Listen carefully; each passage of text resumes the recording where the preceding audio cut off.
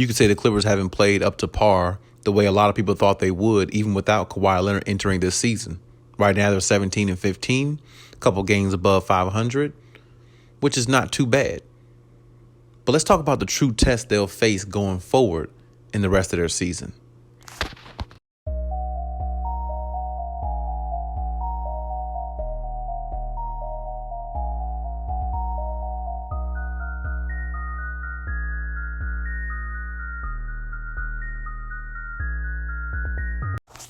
I said before the Clippers in the early part of the season, they could have played a lot better. I said that their record should be a lot better than what it is. Honestly, I think they should have 8 or 9 losses instead of 15 losses on their record. But it is what it is. You are what your record is. And that's what it's always been in sports. And it's always going to be that way. And it's always lived up to be a true notion.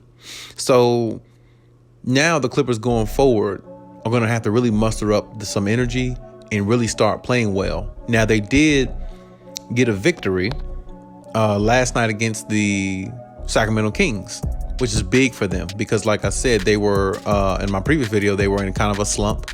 They weren't really playing well. And Paul George was, out of the lineup. He wasn't there. But even still, they still should play better as a team. And then when he did come back against the Spurs, they still laid an egg at home, which really made them look bad. And Ty Lue really looked at this team and really lashed out against them. And I feel like that's what helped propel them to play better, in this previous game that they had against the Sacramento Kings. Even though they were shorthanded, the Clippers took the victory, and that's all that matters. But when you look at the Clippers going forward, and the one thing I wanted to point out that would be a true test for them, as I said in previous videos before, will be their schedule. Because now you're going to start to see how well the Clippers respond to adversity and how much they could pick up the pace going forward just so they can, make sure their season pans out the way they want it to. So upcoming next, they have the Nuggets. That's their next challenge, which, a lot of people might not say that's a challenge, but I mean, it's definitely a challenge for them because that's one of the teams I always felt like they kind of had their number somewhat. So that's definitely a challenge all on its own. Then you're looking down the schedule of who they'll be playing. Not only they have the Nuggets, they have the Brooklyn Nets. They actually have the Brooklyn Nets twice. Then they play Phoenix again. They play Boston. They play Toronto.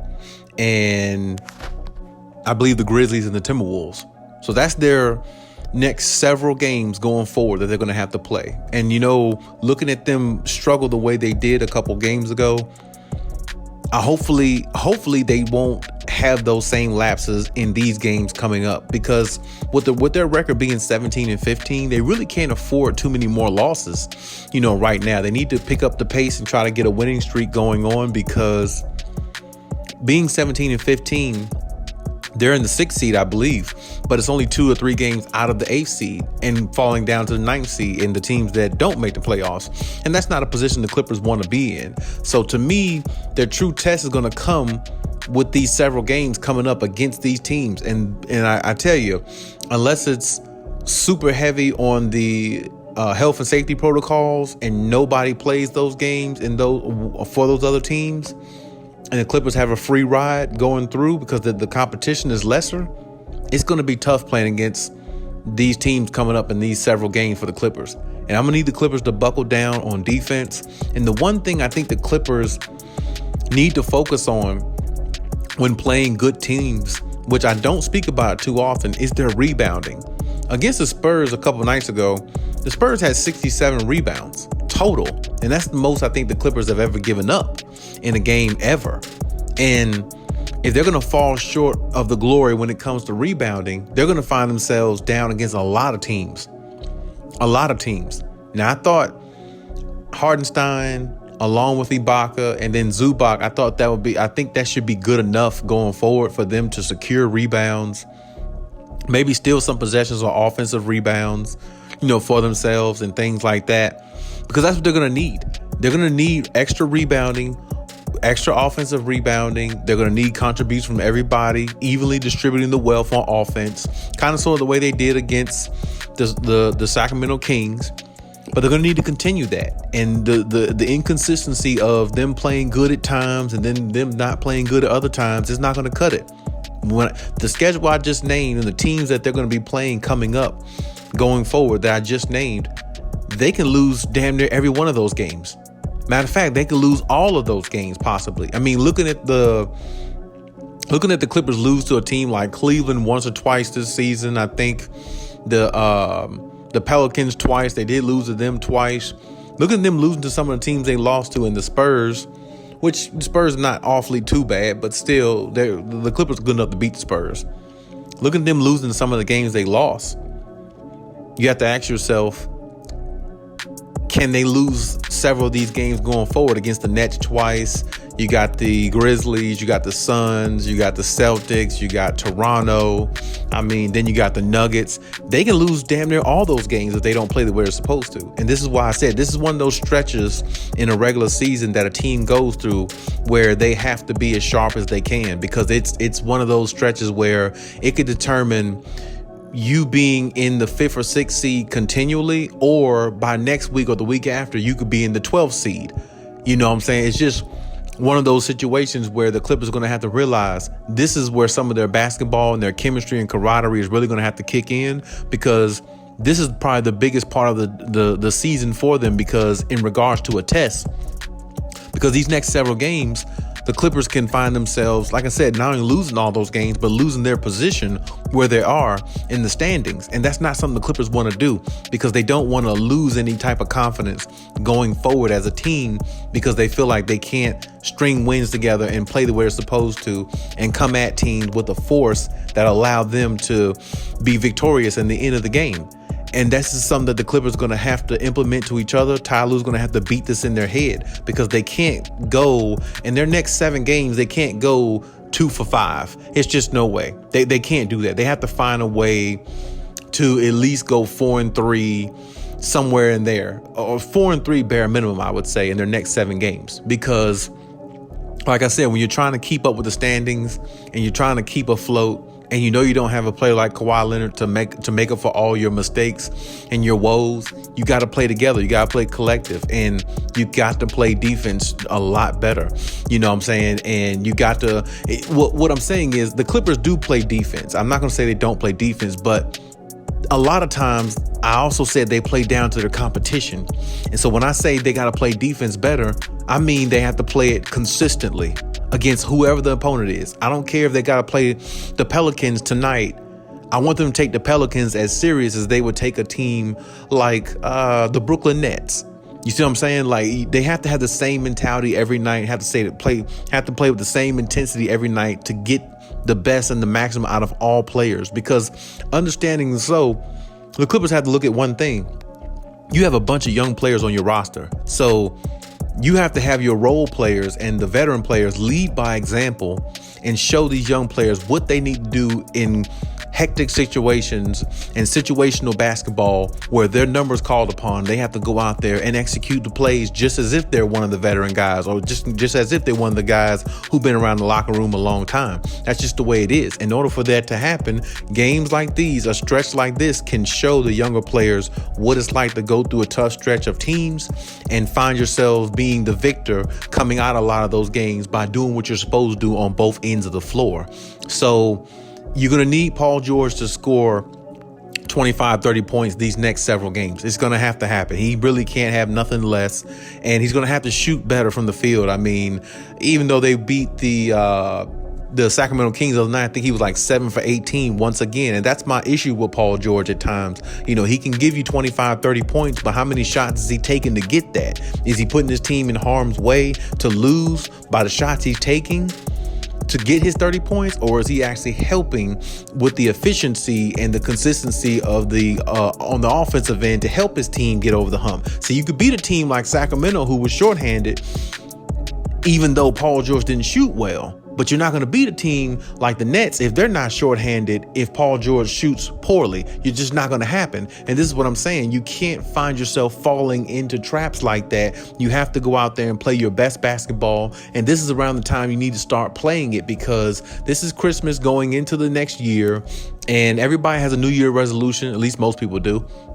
And I can tell you, probably most NBA players' New Year's resolution is to pick their game up and play better and get a second wind going into the new year and allowing themselves to be a better player, hopefully, than what they were the previous year. So if that's the notion for a lot of players or some players, that needs to be the notion for the Clippers. They need to be better. They need to play with more urgency. That should be their New Year resolution. Their New Year's resolution should be play with more urgency, play with more consistency. This way, we can put ourselves in position to have a playoff spot in the end and possibly get Kawhi back so we can make this run. And that's the only way the Clippers need to look at it. I mean, going forward, I don't think they need to look at it any other way. I think they'd be wasting their time if they're not. And honestly, if they're going to make any trades, they need to go ahead and hurry up and make trades now, because honestly, they need to know what type of team they have. They need to know what their offense is and their chemistry going forward. It doesn't need to be any confusion about, oh, we're still looking to make a trade or there's all these possibilities on the table. Hurry up and make a trade or don't, so you can stick with the team. Everybody can build the chemistry they're supposed to and take this team and go the way they're supposed to go, which is to a championship. I thought they could if they stay healthy and get everybody on the same page and build that chemistry on the floor, because that's what it's all about. And like I said, these several games is going to be a tough stretch for them. I expect them to have some lapses in some of these games just as they had before, but I also expect for them to figure out in these games where they have lapses, because every team goes on like a 7-0, 10-0 run, things like that. Basketball is a game of runs. We all know that. So if they have those moments in games where it's like the other team is doing their thing and the Clippers aren't doing theirs, they have to find a way to pull out that resiliency, because this is the time they're going to need it. Only being 17-15, 2 games above 500, you're treading really dangerous water, because as I said before, the 6th seed is only 1 or 2 games off. The 6th seeded team is only 1 or 2 games off from being the 8th seed. And this is what I'm saying. The Clippers can't really afford to have too many losses right now, because they got to try to stay afloat. And you got to hope that Paul George can stay healthy, because I think he said the other night where, he took some stingers, took some hits to that arm, and, it felt, didn't feel the greatest, but he, fought through it. So I have to give him a little bit of credit, even though he did shoot like 7 for 18. He shot that way without his elbow hurting before. So, I have to give him a little criticism on that as well. But at the same time, this is what I'm saying. You don't want to solely depend on him scoring 30, 35 points a game when they have enough talent to evenly distribute the wealth and everybody can eat on offense and, accommodate on defense as well. Now, I don't know exactly, what are some of the sets that Ty Lue runs at times. Sometimes their offense just looks really stagnant to me. It looks really ISO, and they do it so much, it's almost as if Ty Lue is implementing for them to do that, and that's not the way they're going to win. So, I hope that they figure out a way to, play better basketball going forward, because like I said, the stretch of games that I told you, they can lose all of those games. They can lose damn near every one of those games, because like I said, those teams are just as hungry. Even a game like Toronto, even though I know Toronto might seem like a team that they should be able to beat, but they did lose to the Pelicans twice. So they definitely could lose to Toronto. It's not unheard of. So this is what I'm saying. They got to go out there and play with that sense of urgency, and they got to find a way to get more rebounding and not let teams out rebound and kill them on the glass. I've seen several games this year specifically where they lost the rebound battle in the team stats at the end of the game because they were allowing teams to just impose their will. And this is what I'm saying. The Clippers have, decent enough big men to impose their will and get what they need as far as extra possessions and putting themselves in better position to win. And that's what they're going to need to do. So I hope they find a way to do that. And I hope they find a way to make their offense more afloat, because right now their offense just seems so stagnant. It seems so inconsistent. I don't know if they really are capable of beating any good teams unless the good team has all their players on COVID and, the Clippers basically win by default. That's probably the only way I'm seeing it, because like I said, I just don't see what they're bringing to the table offensively that can match up against any of the good teams. Hopefully, you can see them. I'm not saying they can't beat a good team, because they got a good enough team themselves. But like I said, it shouldn't have to be Paul George scoring 35, 40 points for them to get a victory against a good team. They should be able to distribute the wealth a little bit better, I think. And that falls on Ty Lue to me. You got to get your guys in the right position to play at the highest level they can. And you can't make excuses when you're the one that's actually making all the rules. You're the one that's putting all these things into place. You're the one that had this team,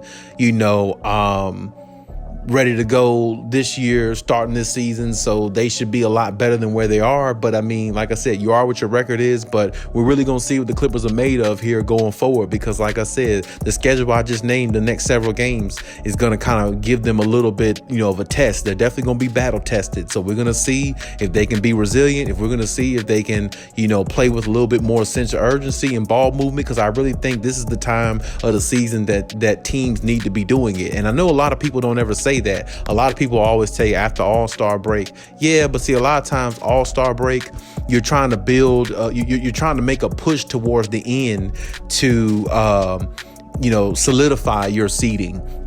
Or should I say, you're trying to make a push towards the end just to make sure you have a locked in seed, and that's good. But a lot of times, teams, they overlook the fact of the little things that they need to do to try to build chemistry to win a championship. And to build chemistry to win a championship, you need to have yourself playing good going into the actual next season. Because like I said, every team, every player has a New Year's resolution, just like everybody else. And this team specifically, their New Year's resolution needs to be, we need to find a way to play better on offense as our New Year's resolution going forward, because that's the only way we're going to stay afloat enough for Kawhi Leonard to want to come back and exercise itself even more, to push itself even more, to help this team to come back, rather than us being in the 10th seed and trying to get him to hurry up and come back just so we can make a playoff spot. That's not the intent of this season. That wasn't the intent of this season for it being that way. So I'm gonna need Ty Lue and the crew to find a way to keep things afloat and find a way to get on a winning streak again. The Clippers need a 5, 6, 7 game winning streak again, like they had earlier in the season.